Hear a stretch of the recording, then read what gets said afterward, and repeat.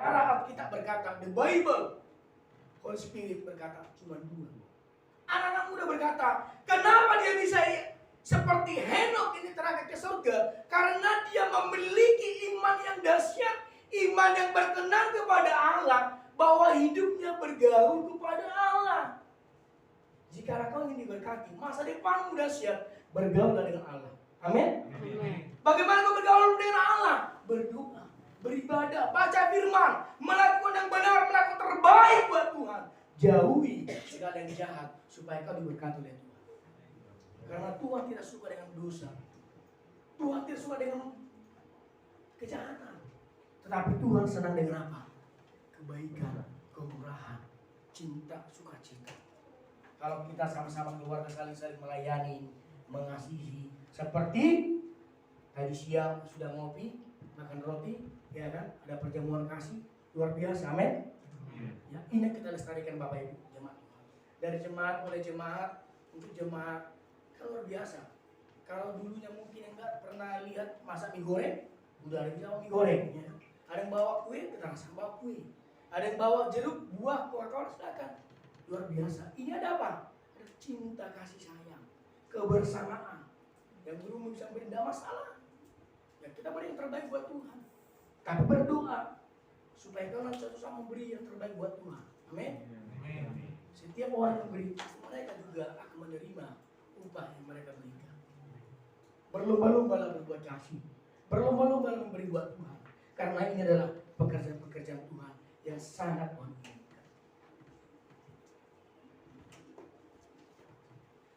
Hai anak muda, pelihara di masa mudamu engkau cinta kepada Tuhan. Katakan amin.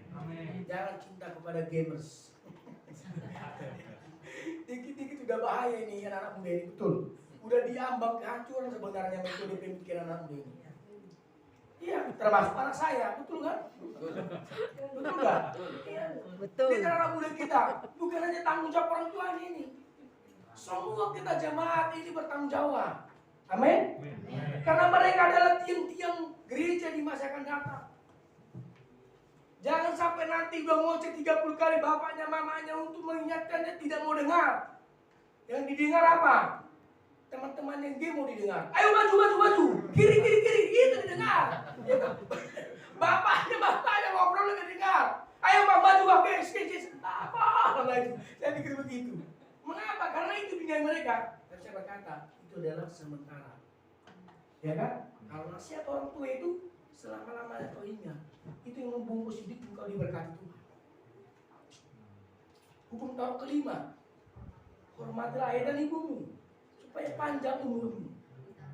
Ditanya yang telah diberikan Tuhan. Artinya panjang umur itu anak muda hormati orang tua. Kenapa? Karena itu adalah firman Tuhan. Tuhan yang kasih kepada Musa. Musa memberikan kepada bangsa Israel dengan hukum Taurat ke-10. Kalau engkau anak muda lebih peduli kepada dirimu daripada orang tuamu, siapa ngasih kau makan? Siapa nanti beri kau? Jajan bergadget. Kalau bahasa Inggris gadget handphone ya, jajan ya, iya kan? Iya betul enggak? Coba lihat anak muda dulu. Betul. Ada pandangan dia. Aduh. Karena apa? Karena ini anak saya, anak rohani, ya kan? Apalagi pemain keyboard paling ganteng ini. Asik. Ya enggak? Nanti ada generasinya Primanda udah mulai latihan dia, ya kan? Terus saya bilang sama Primanda, cari nanti pacarnya jangan orang-orang yang biasa-biasa. Kami cari yang luar biasa, amin. Kalau gitu saya bilang, perbaiki generasi keturunannya. Cari orang China, saya bilang. Iya dong, ya enggak? Jangan papanya Batak, mamanya Batak terus. Opungnya Batak, opungnya dulu di atas juga Batak, ya kan? Generasi di Jakarta milenial ganti. Jadi orang Chinese, jadikan marga Batak. Kan boleh jadi marga Batak. Tidak masalah, yang penting apa? Seiman, taat akan Tuhan. Ya kan? Bahkan tidak masalah. Tetapi kita menjadikan budaya itu sebuah yang baik yang membangun iman kita. Jangan jadikan budaya itu yang memperuncing, yang melemahkan iman kita, bahkan memperuncing masalah kita. Tapi saya bilang sama Dika, jangan ala Yun, saya bilang kan, cari yang seiman dulu. Tapi tamat SMA belum boleh dia pacaran, tanda tangan kontrak gitu. Iya kan? Ya alhamdulillah juga begitu ya. Jangan SMA jangan dulu.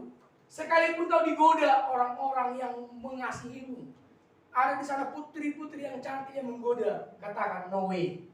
Ya kan? Belum saatnya gitu. Tunggu waktu yang tepat. Katakan aja begitu. Sehingga apa? Mereka penasaran denganmu. Kok beda ini ya? Kok beda orang Kristen ini? Kok beda orang Batak ini? Kok beda Dika ini? Ya, beda Prima ini, beda. Iya, siapapun itu. Sehingga mereka akan melihat, oh ini orang-orang baik. Ini orang yang perlu dicintai, ini perlu dikasih. Sehingga apa? Nama kita pun dianggap baik di masyarakat. Amin. Amin. Ada terang Kristus bagi mereka, kita terangi mereka dengan kasih. Supaya kasih itu terpelihara dengan baik. Ketika apa kita memiliki komitmen seperti itu? Kita berkata, Tuhanku belum mengizinkan aku pacaran sampai SMA. Orang tua aku belum mengizinkan saya pacaran sampai SMA. Belum waktunya. Saya mau fokus belajar. Saya fokus bantu orang tua. Saya mau fokus dulu memperjuangkan masa depan saya di masa nanti mendatang. Nanti ada waktunya, no problem. Kalau jomblo tidak masalah. Belum tentu kalau jomblo nggak bahagia. Jomblo juga bahagia. Ya, kecuali sedikit itu, jomblo dia bahagia. Iya. Ya enggak? Ya. Kita akan bukan menentukan itu kebahagiaan kita, amin? Kebahagiaan kita adalah cinta kepada Tuhan. Sehingga iman kita itu kuat sampai selama-lamanya. Nah, kau kita lihat. Pertanyaan saya terakhir. Kalau seandainya, pertanyaan saya terakhir, ketemu dengan Tuhan, kira-kira iman apa yang kau sampaikan kepada Tuhan? Satu, kita lihat di sini saksi-saksi iman. Karena iman Habil telah mempersembahkan kepada Allah korban yang lebih baik daripada korban Kain. Dengan jalan itu ia memperoleh kesaksian kepadanya bahwa ia benar karena Allah berkenan akan persembahan itu. Habil itu menjadi saksi iman karena apa? Persembahan yang baik. Yang kedua, Henok itu adalah karena bergaul karib dengan Tuhan, hidup yang berkenan. Yang ketiga adalah Nuh, orang-orang yang setia, yang taat. Dan juga Abraham adalah orang-orang yang taat, dipanggil Tuhan untuk menjadi bangsa atas segala orang percaya. Pertanyaan saya, I can give you question. Ketika kau bertemu dengan Tuhan, apa yang kau persembahkan kepada Tuhan? Ketaatan, kesetiaan, kesabaran, kemurahan, kekuatan, kasih, damai sejahtera, sukacita, sehingga namamu nantinya, nama kita semuanya terdaftar di buku kitab kehidupan. Jangan nanti sudah ibadah rajin tiap minggu, latihan lagi, pujian penyembahan, tapi nggak masuk surga. Coba bayangin, gara-gara apa? Kan kita nggak sungguh-sungguh melayani Tuhan. Kita hanya melayani diri sendiri supaya kita dianggap hebat, dianggap kita menjadi punya ekspektasi yang tinggi bahwa saya pemain musik yang keren, saya menjadi penyembah-penyembah yang benar atau yang standar tinggi. Padahal Tuhan tidak menerima itu. Kasihan dong kan? Pertanyaan di situ. Nah, kalau mau jawab masing-masing dalam hati. Amin. Gak usah kita gembala. Nanti aja buktikan Pak Gembala. Lewat perbuatan saya pasti Pak Gembala tahu. Amin. Iya kan? Iya dong. Buah-buah perbuatan pasti kelihatan. Iman tanpa perbuatan pada hakikatnya mati. Ketika perbuatan terlihat, maka buah-buahnya berada hasil. Ketika ada hasilnya, dapat proyek lah nanti Pak Hermanto ini kan, tender proyek ke Singapura. Saya kasih 5 M Pak buat gereja. Puji Tuhan. Ya. Itu buah perbuatannya. Di seorang jomblo, ini Tuhan, ini Pak Gembala, ini calon suami saya yang dahsyat, yang ganteng, yang baik, yang setia. Itu perbuatan yang baik. Ini loh istri saya, keluarga saya yang setia melayani Tuhan sampai selama-lamanya. Coba lihat kiri kanan. Kira-kira apa mau persembah kepada Tuhan? Lihat dulu kita, apa nggak kira-kira? Adakah kesabaran? Adakah cinta? Adakah sukacita? Damai sejahtera, ketaatan, kesetiaan, hidup berkenan, hidup bergaul dengan Tuhan, beriman kepada Tuhan, sehingga menjadi iman itu akan muncul membuat dari iman yang benar dari hadapan Tuhan. Halo? Kalau pada orang apa mau sampaikan kepada Tuhan? Ya kan? Kalau dia pun saudara, itulah kau katakan perbuatan baik, maka kau harus berbuat baik sama saya. Begitu, ya kan? Nah, ketika kita persembahkan perbuatan baik, itu tidak problem. Kira-kira Pak Eka, kamu harus sampai kepada Tuhan. Ketika kau dipanggil nanti di panggilan Kristus, jangan nanti banyak makan mie goreng, jangan nanti makan bakso. Ini Tuhan mau dipersembahkan, jangan. Kira-kira apa? Kita mulai flashback, evaluasi diri masing-masing. Amin. Supaya kita nanti menjadi pribadi-pribadi yang berkenan di hadapan Tuhan. Nah, ketika itu berkata, ayat 37 kembali ke firman Tuhan. Sebab sedikit, bahkan sangat sedikit waktu lagi, dan ia yang akan datang sudah akan ada tanpa menangguhkan kedatangannya. Tetapi orangku di sini ada berkata orang-orangnya Tuhan, anak-anak Allah. Kataku di sini besar, ini menyatakan orang-orang Tuhan. Tetapi orangku berarti anak Allah, manusia Allah, orang-orang percaya yang mengenal kebenaran, yang mengenal firman Tuhan dengan baik, yang benar, akan hidup oleh iman. Dan apabila ia mengundurkan diri, maka aku tidak berkenan kepadanya. Jangan kita hebat, soalnya saat ini kita benar, maka kita akan berkenan di hadapan Tuhan. Tidak. Ketika kita melihat firman ini, maka aku tidak berkenan. Itulah kata Tuhan nantinya ketika kau menghadap tahta pengadilan Kristus. Selalu bertanya, kau di mana Kak Bimber? Oh iya. Nah, catat dia jadi buku kedua kecamatan benar apa tidak? Oh, kamu sini di sebelah kanan Allah Bapa. Amin. Ya kan? Ya saya dulu dong. Ya kan? Ya kan? Ada sama Tuhan. Tapi kalau di sebelah kiri, aduh Tuhan jangan dulu kau sebelah kiri. Ya kan? Tidak ada kesempatan lagi untuk tobatan. Tidak ada kesempatan. Tapi kita beri yang terbaik buat Tuhan selama masih ada kesempatan. Amin. Amin. Ketika usia kita tua, bukan berarti kita menentukan kita sudah dewasa mengenal Tuhan. Bukan faktor usia yang kau dewasa secara karakter dan iman. Banyak orang tua yang tidak memiliki karakter iman yang kuat dan dahsyat. Justru mereka tidak menjadi contoh teladan baik, maka mereka menjadi batu sandungan bagi orang muda. Tetapi mari kita persembahkanlah waktu kita untuk terbaik kepada Tuhan, supaya ketika kita menjadi orang-orang benar, tetap setia kepada Tuhan. Tetapi orang-orang yang mengundurkan diri dan binasa, maka mereka tidak akan mendapatkan upah yang mereka dapatkan, yaitu di langit baru, bumi baru, Yerusalem baru. Tujuan kita ke sana Bapak Ibu, kekalahan itu. Secara sekuler itu tujuanmu apa? Dapat tender, proyek kerja. Secara duniawinya, secara pekerjaanmu, secara bisnismu. Coba kita lihat Bapak Ibu di Ibrani yang ke-11 tadi sampai dengan yang ke-39. Dan mereka semua tidak memperoleh apa yang dijanjikan itu, sekalipun iman mereka telah memberikan kepada mereka suatu kesaksian yang baik. Sebab Allah telah menjadi sesuatu yang pribadi mereka, dan telah mengajar mereka dengan bersaksi kepada Kristus. Ada yang paham kira-kira firman ini? Artinya Bapak Ibu, ketika kita memiliki iman yang baik, iman yang benar, iman yang sempurna. Kalau hanya dirimu yang merasa benar, merasa baik, tidak kau selamatkan orang lain, maka tidak ada kesempurnaan di situ. Kira-kira sampai di sini mengerti jemaat Tuhan?